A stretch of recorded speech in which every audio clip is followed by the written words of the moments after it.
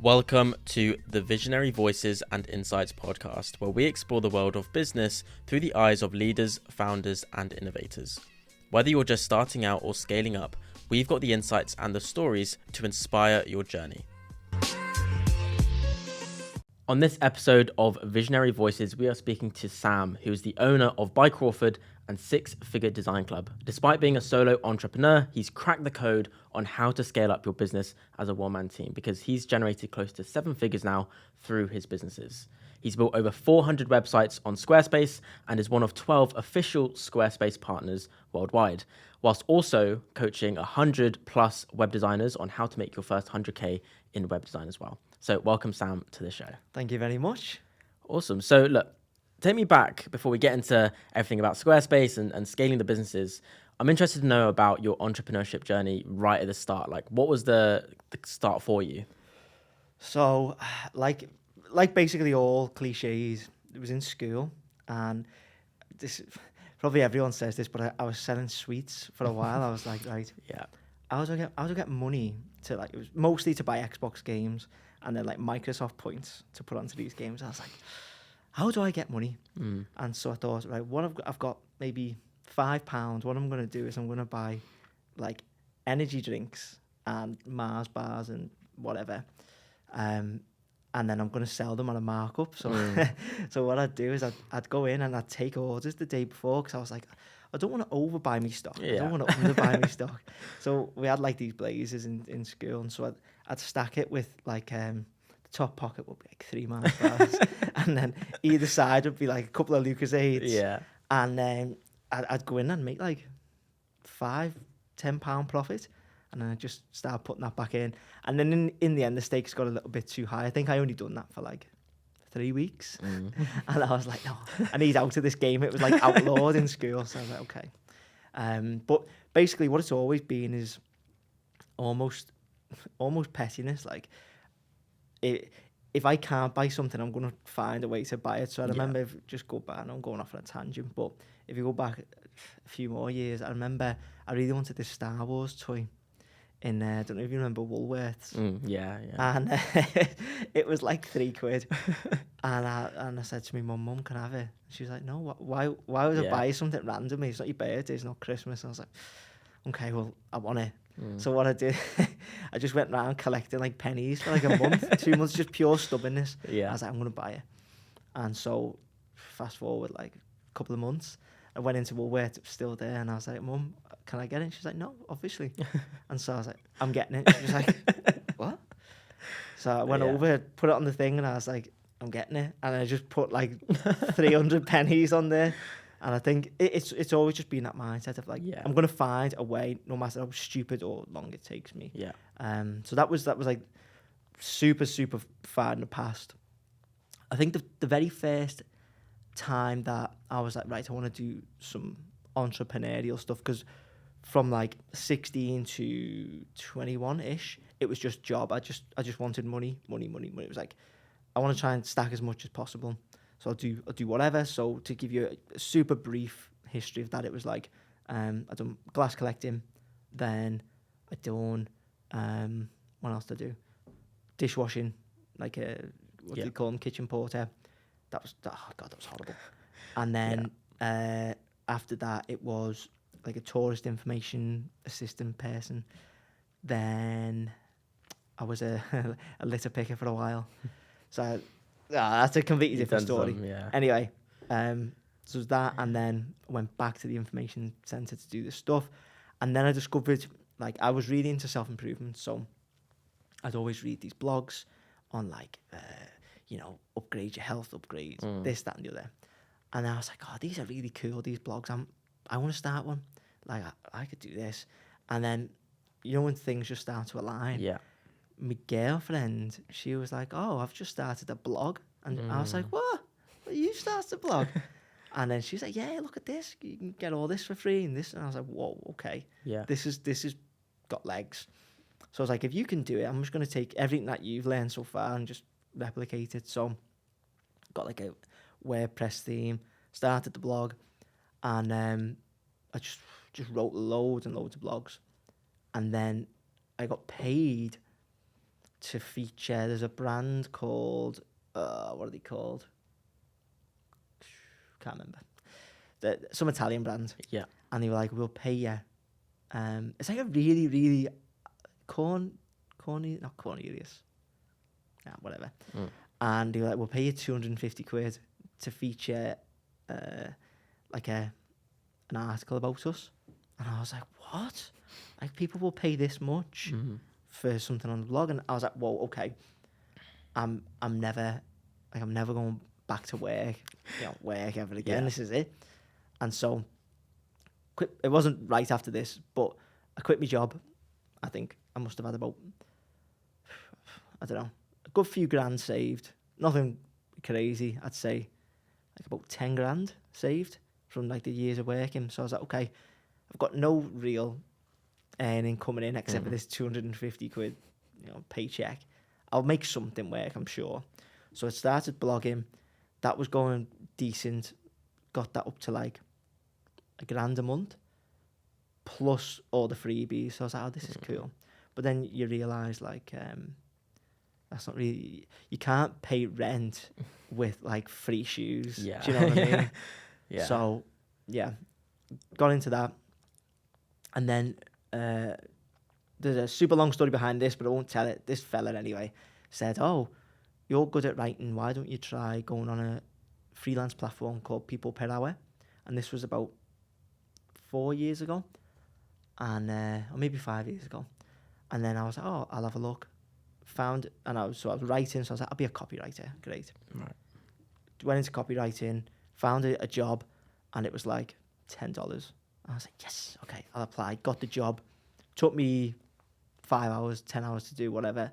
So the rate of pay was like less than $1 an hour. It was stupid. Yeah. But I got the proof of concept. Like, people will pay me to do stuff online. So I was like, yeah, this is like, I've discovered something. This is it.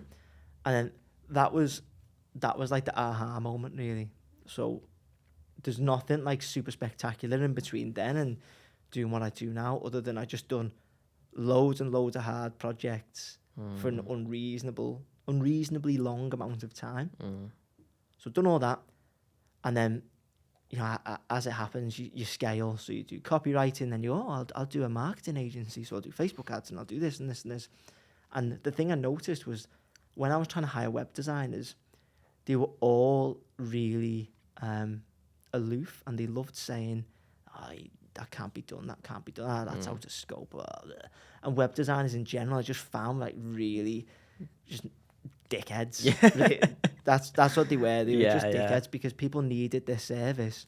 They didn't have to supply any good custom service. They were just these people who just sit behind the screen and no real need for not social connection, but they didn't really have to build that relationship or anything like that. They just were like, well, I'll just do it. Yeah.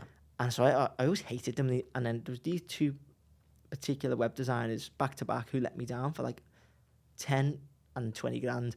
One of them lost their head and like deleted the client's old site, and then literally I just went crazy. And I was like, whoa, like this is nuts. So that was like that was almost the straw that broke the camel's back. But then there was a company who owed me 6 grand and this is like a big company, like big company just down the road, and they owed me 6 grand and they didn't pay it.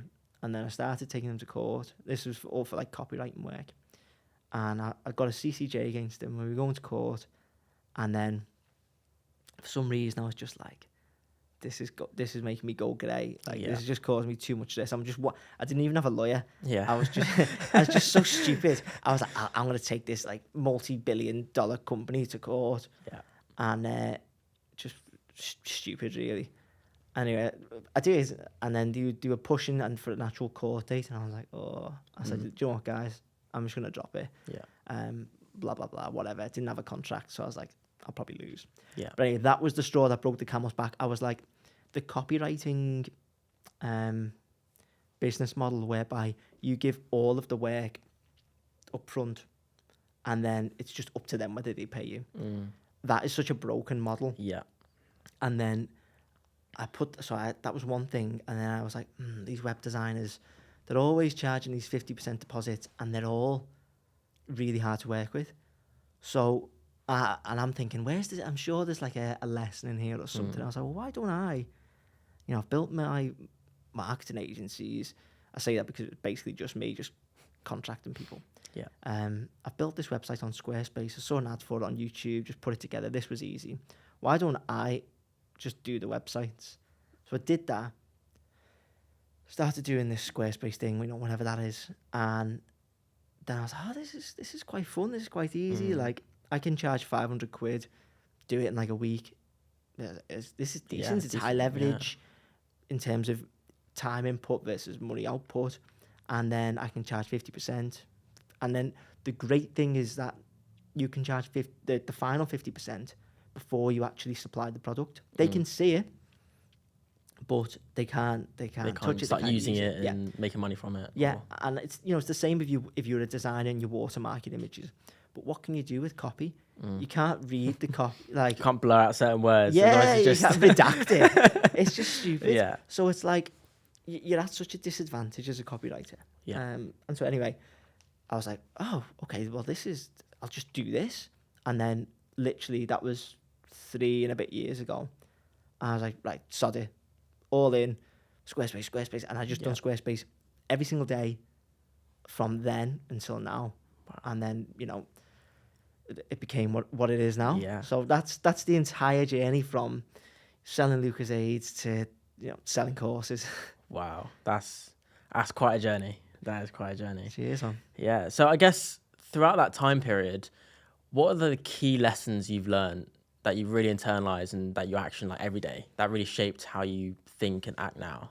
Because there must have been some specific things that you've kind of learned along the way. So the biggest thing I find, and that people have commented on, is like, you're not a knob. Like, people say, oh, you've got to be a killer in business and nice guys finish last and whatnot. Yeah. And it's not like I'm bending over backwards for people. Yeah. But why can't you just be like, why can't you be nice to be, and like, why can't you provide them with a service where they get the product, but then they also come away feeling like, oh, that was a breath of fresh air. Like, there was no stress along the way. With so many things, it doesn't matter whether it's design or copy or marketing, whatever. It's always a struggle. When you hire someone to do your work, so a contractor for anything, even if it's a builder or whatever, it's always like, sometimes you're just banging your head on a brick wall. There's always something, isn't there? Yeah, it's like, why can't you just do it for me? I'm asking you. I'm not telling you. I'm asking you what to do. And I'm saying, at the beginning you say, oh, I can do this. Why can't you just go and just leave me out of it and just go and do it and come back when it's done? No one can do that. So it's like, if you can be the guy or the girl who comes in and goes, right, this is what we're going to do. This is how much it's going to cost. And then I'm going to update you every step of the way. We can have calls whenever you want. You can email me whenever you want. And we'll just get the exact product you want. I'm going to take all the stress away. Why can't you just do that? And this is the 10-star experience that I always go on about, the 10-star experience. So for anyone watching or listening, it's basically the Airbnb founder, don't know his name, but he said basically, what's a 5-star Airbnb experience? It's, you get there, it's clean, it's a nice location, everything works, there's nothing wrong. Great. Okay, what's a 6-star experience? You get there and they've got you let's say it's by the beach. They've got you tickets to a surf rally. Okay, what's a 7-star experience? All of that, plus they've got you 2 surfboards, you and your partner. You and your partner. And they've got surfboards, surf gear, and when you're done, you just leave it in the house and it'll be laundered for you for the next day of the rally, whatever. And then he's like, okay, we go stupid. What's a 10-star experience? Okay, well, the host resurrects the Beatles and they're on the beach playing, whatever. And then it's like, okay, well, if we can apply that to in my situation, Squarespace or web design, how do I offer a 10-star experience? Well, you get the exact thing that you asked for, the perfect website. That's that's your standard 5-star. That's what most web designers do, even though for the most part they wrestle you on every single point. It's like, no, you can't do that. No, that can't be done. No, Yes, it can. You just don't want to do it. Yeah. So 5-star experience, that's probably a 4-star actually, but a 5-star is that you get pretty much everything you wanted. Then what's a 6-star? Okay, well, with every single update I send, there's a Loom video. So Loom is a video recording software for your screen where you talk to the client, you talk them to all the changes. And then on top of that, they can give feedback via software where they just click. Instead of constant email back and forth, they just click, comment, click, comment, and it's so easy. There's no stress. Yeah. There's no room for misinterpretation because it's like, do exactly this. It's stress-free. Yeah. You know, all of these little touch points. That's what I've learned is don't be a knob and just go over, over and above and beyond, whatever. Yeah. Just go as far as you can for the client. Yeah. And that will get you so far because most of my business now comes from those clients who had the best experience going, yeah, Sam's the guy. Are you on a website? Yeah, he's actually a really good guy. Not only does he give great websites, we're still like friends. Most of my clients end up on talking terms. Yeah. Because it's such a good experience. You just get on with the person. It just makes the whole thing so much better and allows you to grow and to charge way more for your websites into the future. You've got to think, instead of thinking in the short term, get the money in, get the clients out, bang. You've got to think, like, what about in 5 years' time when my reputation's been built? You know, what if all these clients, instead of me just churning them out, what if all of those become sales reps for me? And what if every single client in the past 5 years brings me a client? Yeah. Well, it's like 50, 100 referrals a year. Yeah. And that's how it works. That is guru maths, obviously. But that's how it works. It's just, yeah. Anyway, that's my key takeaway. Yeah, no, definitely very interesting. And it's quite interesting because a lot of businesses you speak to, it's all about, okay, how can we get more clients and customers in? But then they neglect the actual service that they offer. And if you can get that service up to that 10-star experience and you get those referrals in, then your business exponentially grows because obviously word of mouth is exponential, isn't it? Versus, Exactly. Like, people are so focused on the front end and the back end. It's like, I want to be facing as many prospective customers as possible. And I want to just be shitting out all of the customers who are going to pay me my final invoice. Bang, bang. What about let's say that's your mouth and that's your bumhole. Like, what about your digestive system?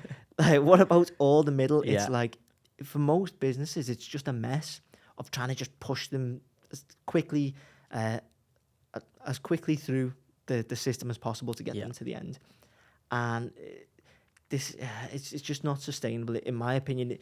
In my particular position, I'm a solopreneur, I guess you'd call it, company of one.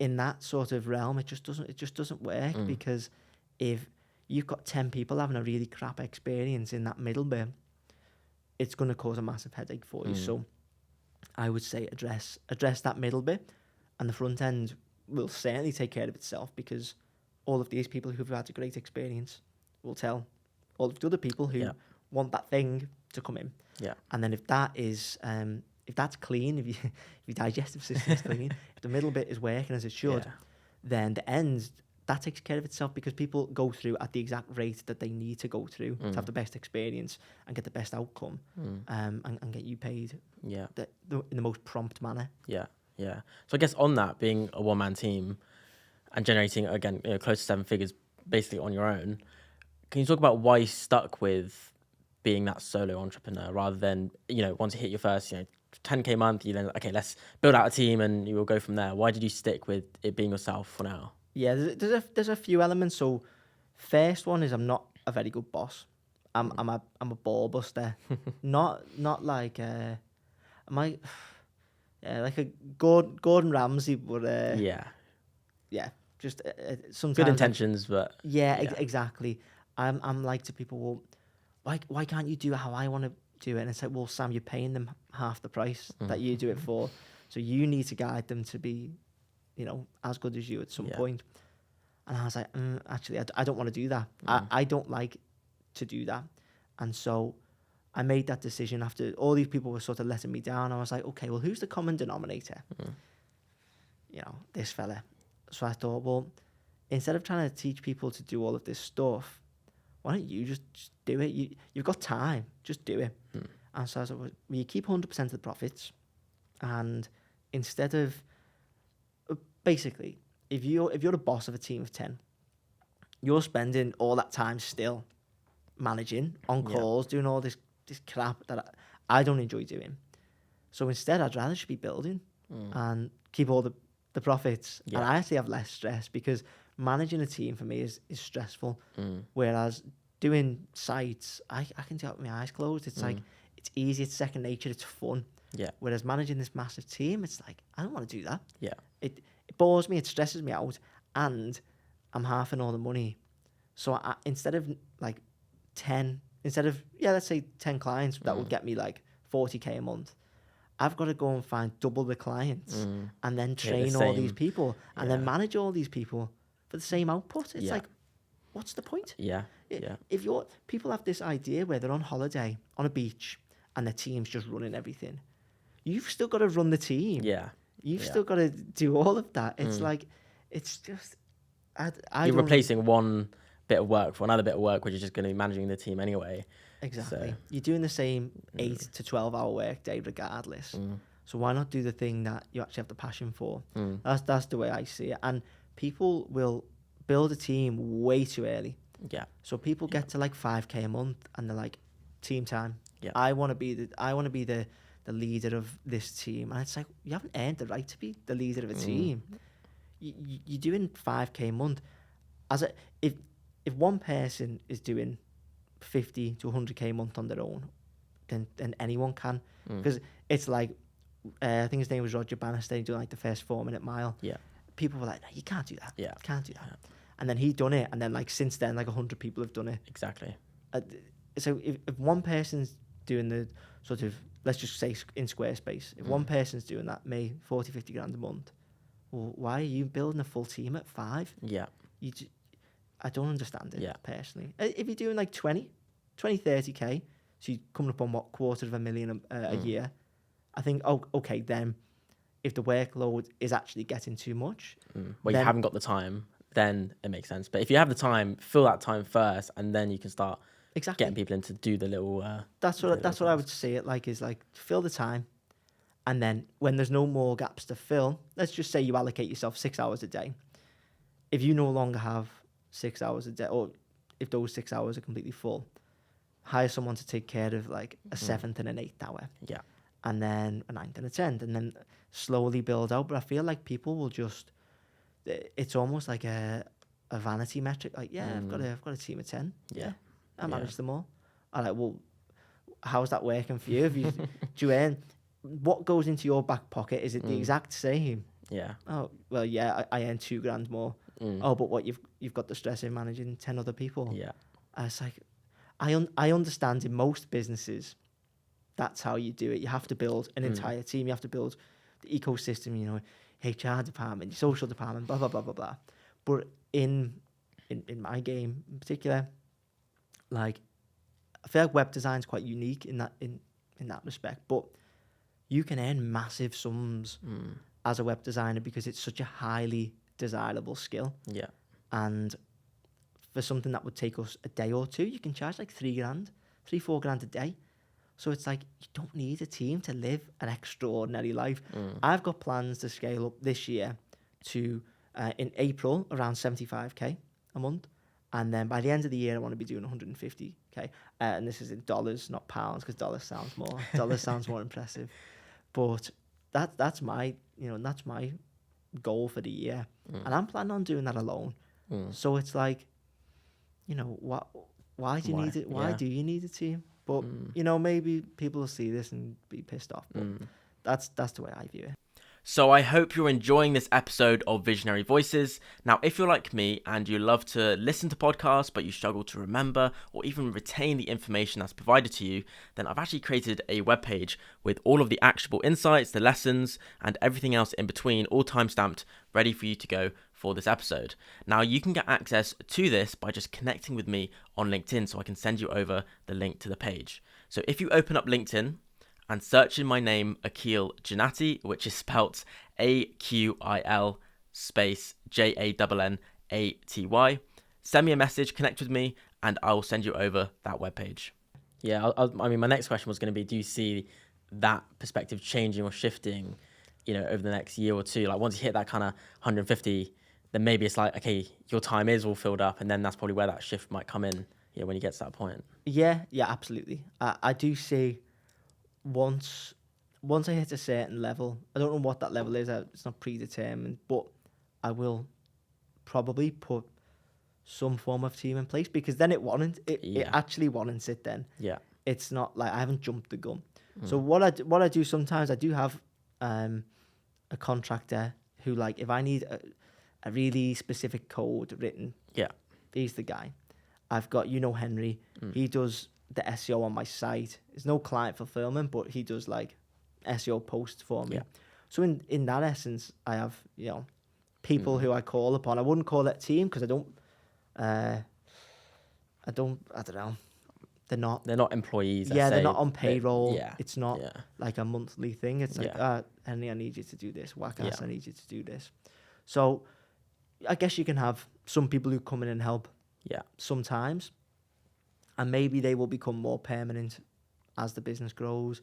But I don't see any need, if you're doing under 250k a year for like a full-time staff.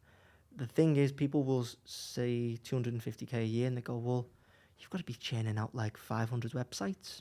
So if that's your mindset, where it's like you can only charge $500 per project, well, yeah.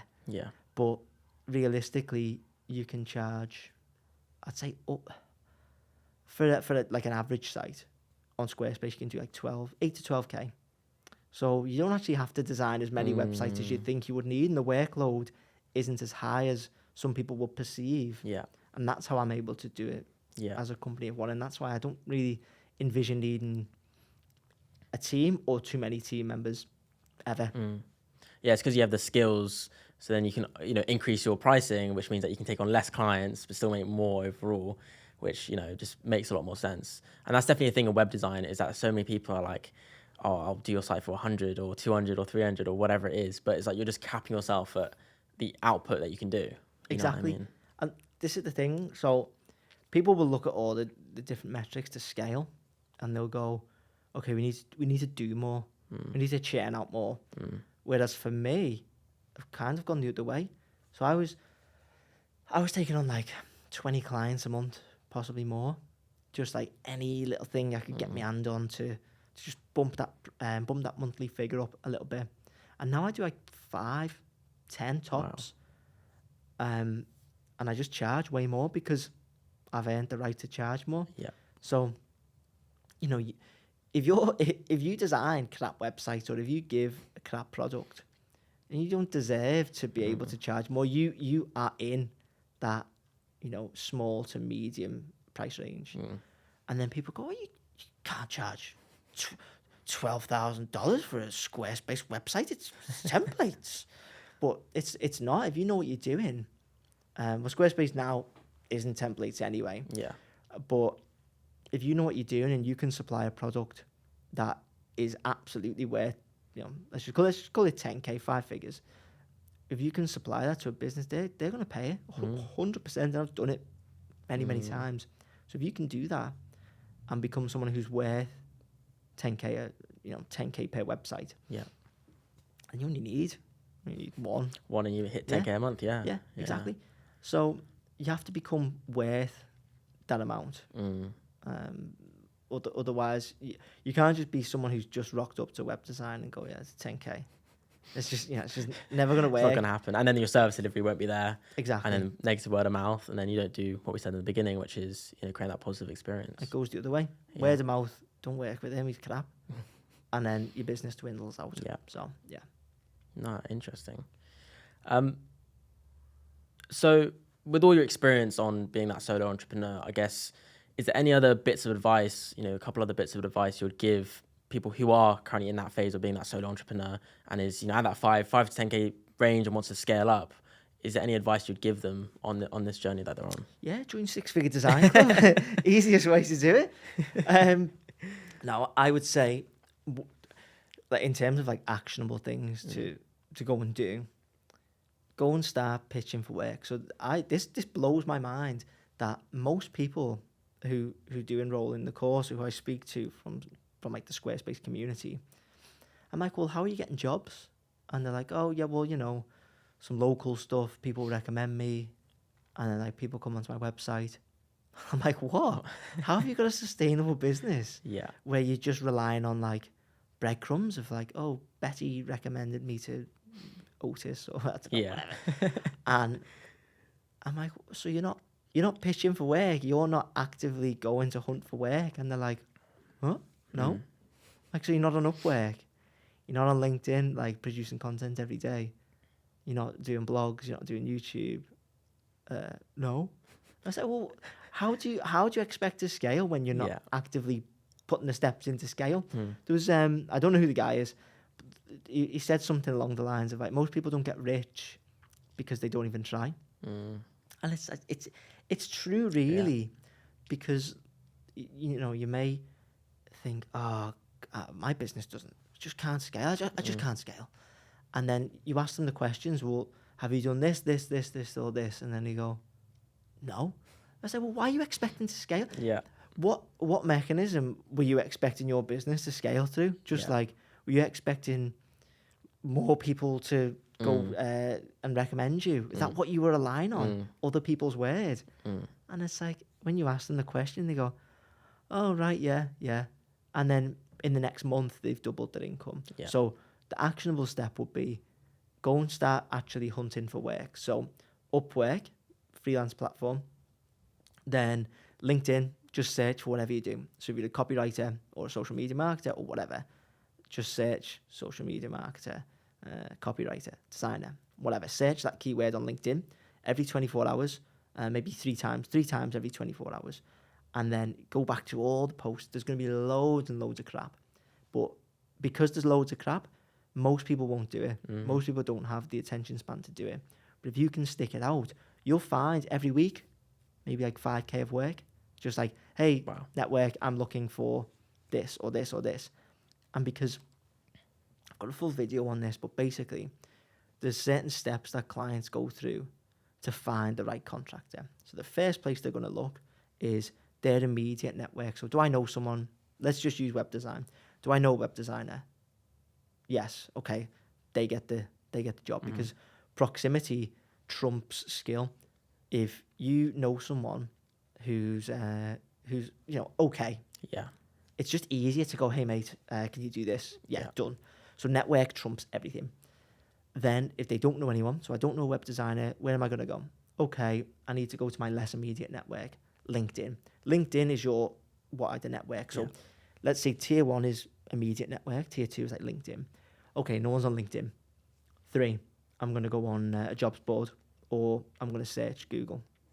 So it's like web designer. So if you can get your SEO right, aka blogging, aka setting your site up right, then you might appear there.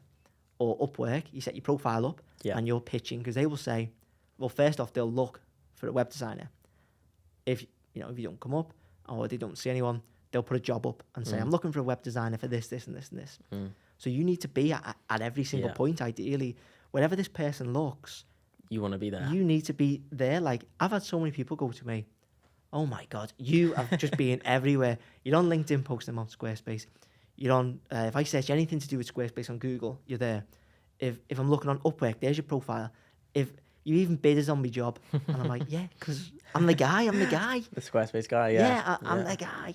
And then eventually they come to you, and, it's not luck to scale. You just have to be everywhere all at once. So jobs platforms, LinkedIn, and then create blog content, create YouTube content.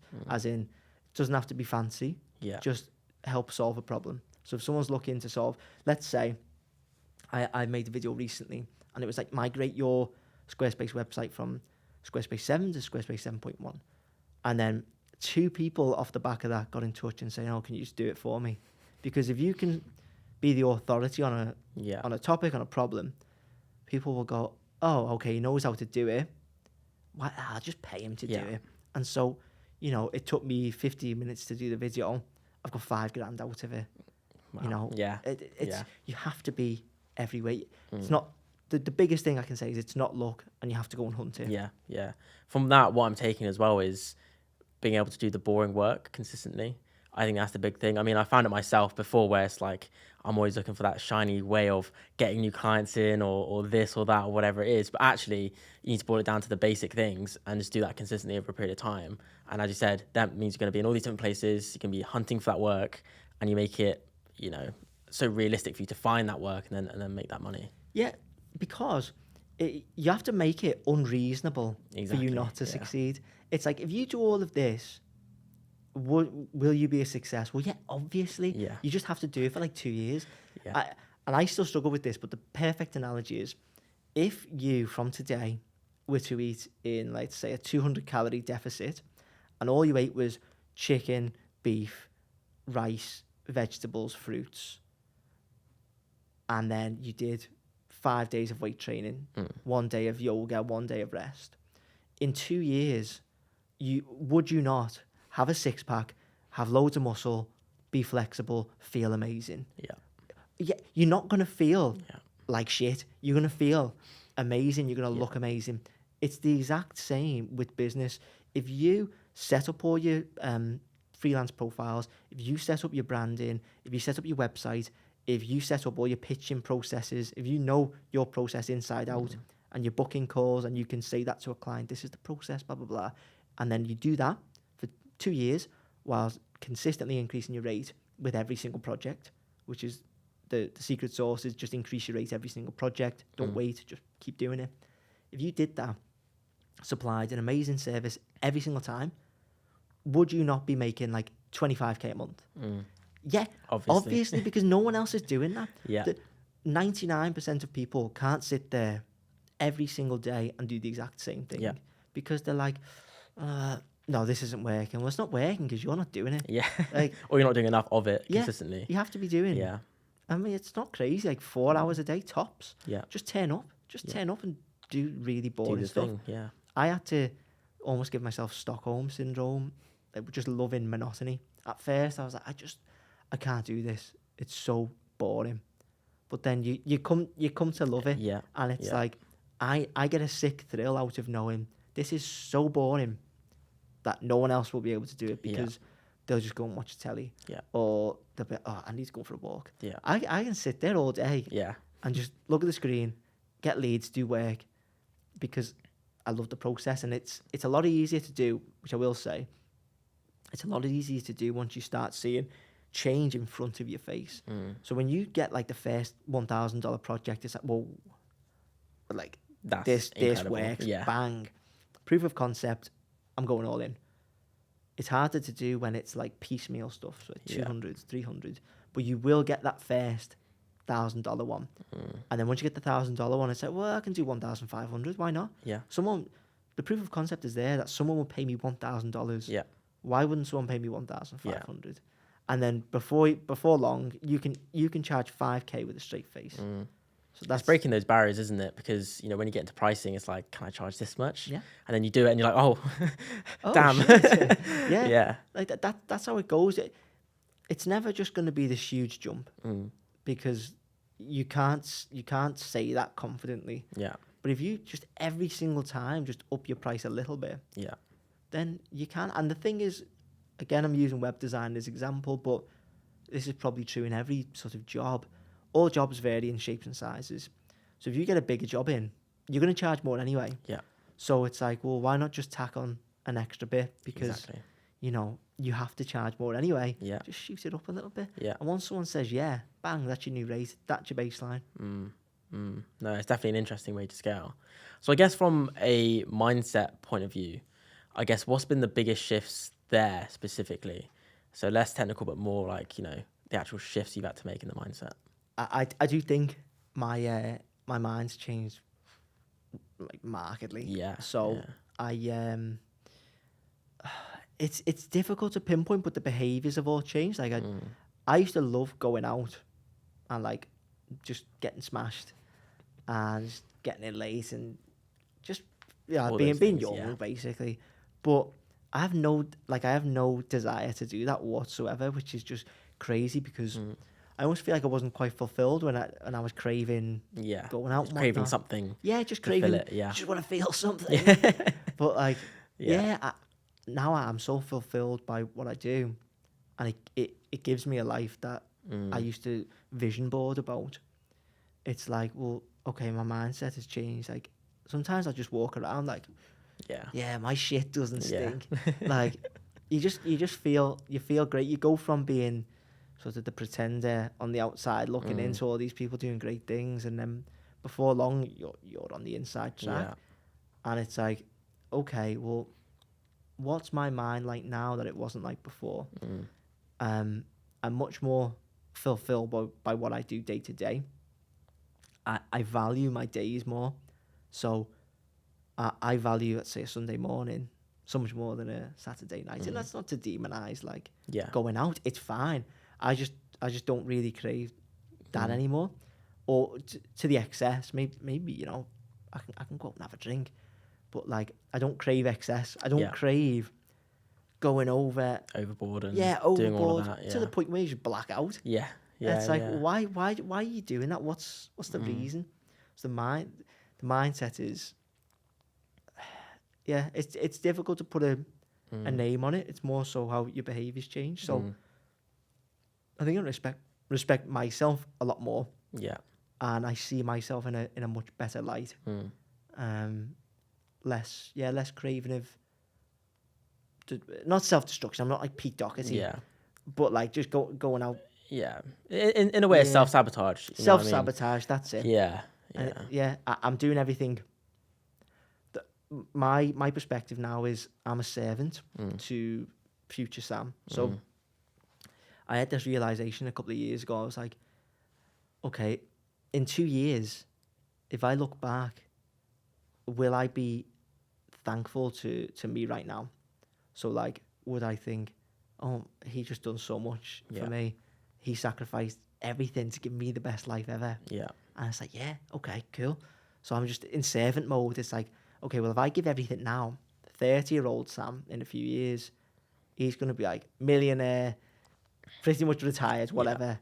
So that's the mindset now. I feel like everyone's got that within them to kind of go down that route, but people just haven't found that outlet or been in that environment to kind of cultivate that. You know what I mean? 100%. I mean, you see it a lot where you kind of talk to people. It's like, yeah, I wanted to do this, but then they just didn't pursue it, or they just kind of stuck with what they do, and you can tell they're not truly fulfilled in what it is that they do. That's so true. It's like the amount of people I speak to, and it's like, yeah, what? I've got friends who I'm like, have you started your thing yet? And it's like, not yet. This and that. And it's like, well, if not yet, when? When's it going to be? If you replaced all the time that you spend watching box sets or movies or playing your PlayStation or whatever.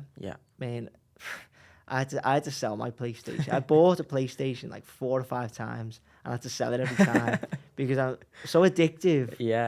And I would just play it for hours and hours and hours, and then get nothing done and not sleep. And people do that every day and then never sell the PlayStation. You know, whether it's metaphorical, you've got to sell the PlayStation. You've got to sell that thing. That you know, stop the shit. Start doing the good. But the stuff. interesting thing is that it might feel like a loss in that moment that you've stopped doing this one thing, but then it gets replaced with the fulfillment of that new thing that you're going after, and that equally is actually more fulfilling than that original thing. But you've got to go through that period where it's like of that loss, let's say, like you're addicted to something, then you go cold turkey on it, and you miss it, you want it back or whatever it is. That's it. But you've got to keep going. If you could see the life that you will lead in a year once you quit that thing, or once you commit to doing the thing that you said you were going to do, then you do it straight away. If I could see right now me with £10 million and a mansion and like supercars and like, you know, on a beach with all my family, just perfect life, and then future me said, Sam, what you've got to do now is shave your head bald and go and live in a monastery and then just build websites for 2 years straight, I'd be like, let me just look at it. Yes, okay, bang. And I'd go and do it. So it's like you've just got to try and envision yourself with all the things that you actually want, and then reverse engineer it. Like, okay, so that person, what do they think like? What do they do every day? How do I get there? And just work backwards. And that's what I did. I was like, okay, well, all these web designers making millions, what do? I like, well, They have these cool websites. Okay, build a cool website. They're pitching here. Okay, they have a presence here and here and here. Okay, I'll do that. And then they've just been in the game for 10 years. Okay, well then I'll get in the game right now. And then in 10 years, that'll be fine. Exactly. And then 3 years down the line, I'm like, oh yeah, that was right. No, definitely. It's interesting. And the thing I like about the way you break things down is that you kind of start that top level. What's that top level vision, the goal? And you break it down all the way to those just daily actions, those things that you just got to do on a daily basis, which makes it very achievable. Because if you do those daily things that you've set yourself out to, you're going to achieve that end goal. So it's not actually a big complicated thing. Like, I want to be this type of person. It's not a complicated thing to do as long as you break it down to those individual daily actions. And if you do those, then you can't fail. Yeah, that's it. Like I said before, you've got to make it unreasonable not to succeed. And it would be unreasonable to do all of the actions that a millionaire does and be of all the value that a millionaire brings, as long as that millionaire's earns it and they're not just like born into money, obviously. But like, it would be unreasonable for you not to achieve similar, if not the same or more level of success. Yeah. So when it comes down to coaching web designers or anything like that, I guess, what is the intention there in terms of, what you're looking to, what you're trying to help them with? So I'm not afraid to talk about money. If people get really coy talking about money, and like, they find it bad to earn money. I had someone literally today, she was like, well, if you charge a client 12 grand and it takes you less than expected, like less time than expected, how do you deal with the guilt? And I'm like, what are you on about? I've charged the client for an outcome, not my time. Yeah. So what I'm trying to teach people is like, this is the exact way that you make more money. It's not like a fancy guru play where it's like, there's one secret. It's just like, there's 80 lessons in there. So this is obviously the course, 6-figure design club. And within, it's just like, this is how you pitch. This is how you set up all your profiles. This is how you deliver a project. This is how you do this. And it's not like this airy-fairy theory. Yeah. It's just, do this. Here's a template. Just go and do it. Or you don't even have to think. Just go and do. There's no secret. It's just loads of templates. Yeah. Loads of stuff saying, just do exactly this. Because what I'm so fed up with is courses from people who make money just from courses. Yeah. So I make way more money through the designs that I do than I do from the course. But people say, oh, if you're making that much money, why'd you do a course? Well, it's like, well, because the course still pays loads of money. There's like, there's so much work out there. Like, I let's say I take on 100 clients a year. I know people on 99 Designs, which is like a Squarespace expert marketplace, who get about 2,000 leads a year. Wow. And that's like, not lower end, but I know there's people with way more. Yeah. So 2,000 leads to one person, and there's like 300 designers on there. Plus all of the other people who want to, there's like 3 million websites on Squarespace online. And there's like something stupid like 150 million internal websites built with Squarespace. So websites that we don't even see. Wow. Like intranets and all this. That's all on Squarespace. There's a massive, massive pie. So why, if I know how to teach people how to make 6 figures, or if I know how to make 6 figures, and it wasn't luck. Some people go on to 99 Designs, or got on 10 years ago, and they just get all the leads from there. Like, that's quite lucky. Yeah. And I'm very, very jealous. Yeah. But I've done it from scratch with, actual systems.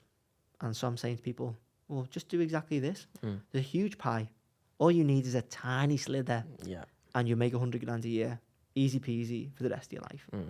So what I'm saying to people is, you can do it no matter who you are.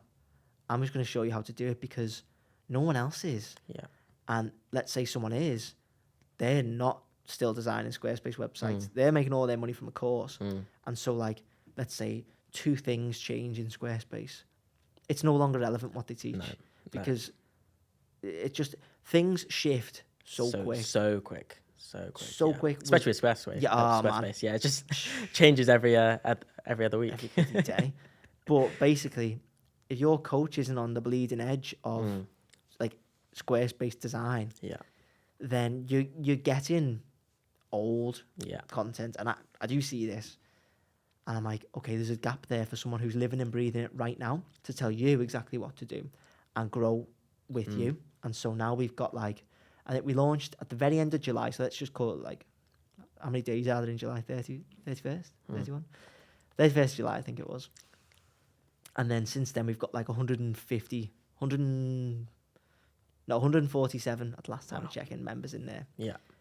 And that's the thing, like 147 members, all they need is like 40 clients each for the year and they'd make way over 100K. Wow.